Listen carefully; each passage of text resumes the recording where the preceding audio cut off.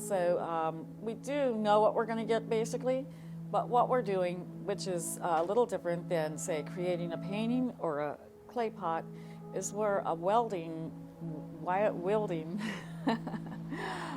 glass that's 2,000 degrees, and it's very heavy on the end of a 5-foot pipe, and we're harnessing that energy and that hot molten medium, and making it respond to our will with our bare hands, wet newspaper, on the 2,000 degree surface. So more or less, we have to have our design ready to go. We have to have things planned out. We know seconds make a difference. And we're not only making the piece, we're counting, we're timing, we're listening for the pitch of the glass when we ding it on the metal table that we have our design on. We've just been waiting for that piece in the middle of the process, that design. Waiting, because no time to design at that point. It's got to be ready to go.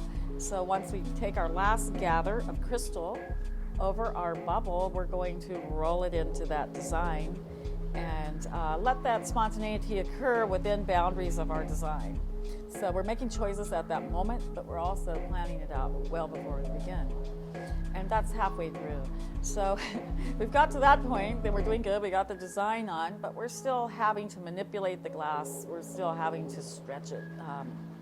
Gravity is everything. Fine little things that you do to the glass make a huge difference, and if you do make a mistake, then you spend a lot of time correcting, and hopefully the piece will come out. But mainly it's a lot of careful action as well as spontaneous choices within a set boundary.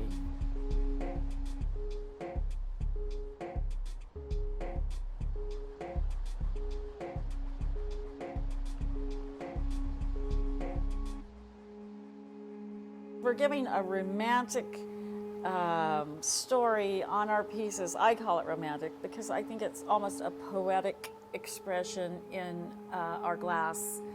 Instead of words, it's a feeling, but we're telling the story around the piece with our design. And a lot of it has the metallics, and the colors tend to line up and have a feeling of Gustav Klimt. And so it's that flavor, it's that poetic story. I say all of Midsummer Night's Dream is in our work because we do work abstract, then the viewer is allowed to participate in the imagery as well, trying to discover what he or she thinks of it too, and allows that story to continue around the piece, but also to stay alive without quite putting your finger on it. So if we do that, then we've done a good job.